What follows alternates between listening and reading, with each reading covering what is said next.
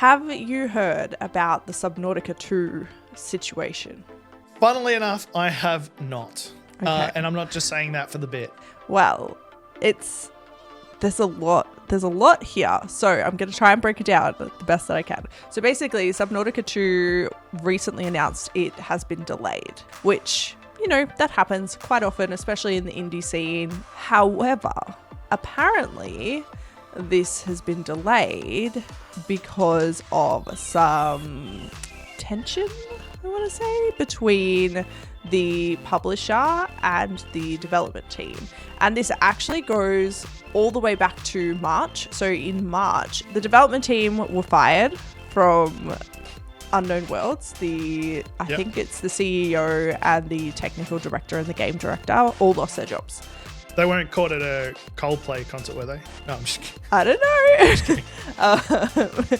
There was some sort of power struggle there back in March. They lost their jobs. And now they're suing the publisher over the dismissals because apparently there was a $250 million payout on the line for this publishing deal. So Krafton is the publisher, and they are a South Korean-based publishing agency. They acquired Unknown Worlds after Subnautica 1 was released. So Unknown Worlds did Subnautica off their own back, and then they were acquired. Apparently it was like a $500 million deal that they signed as well to get Unknown Worlds under their banner.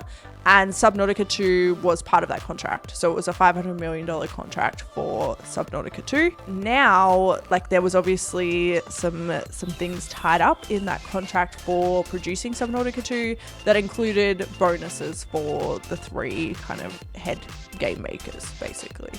Krafton have come out and they've released a statement saying that the game wasn't in good enough state to be released, so they delayed it. They've said, that they want to provide fans with better gaming experiences. That's why they acquired Unknown Worlds, and they were committed to supporting Subnautica and Subnautica 2 for their, success. And they've pretty much said, to be able to provide the best possible gaming experience, we made the difficult decision to change the executive leadership. It's hard because on one side, if what the publishing company says is true and they were like, we're not happy with how it's going to go and it wasn't ready, that's understandable. But then the issue with the contract and the firing, if the issue with the contract is true and they fired them to maybe save some money, that looks dodgy on that side. And it's like, okay, what's actually going on here? Who really wants the game to come out and who's just trying to save some money?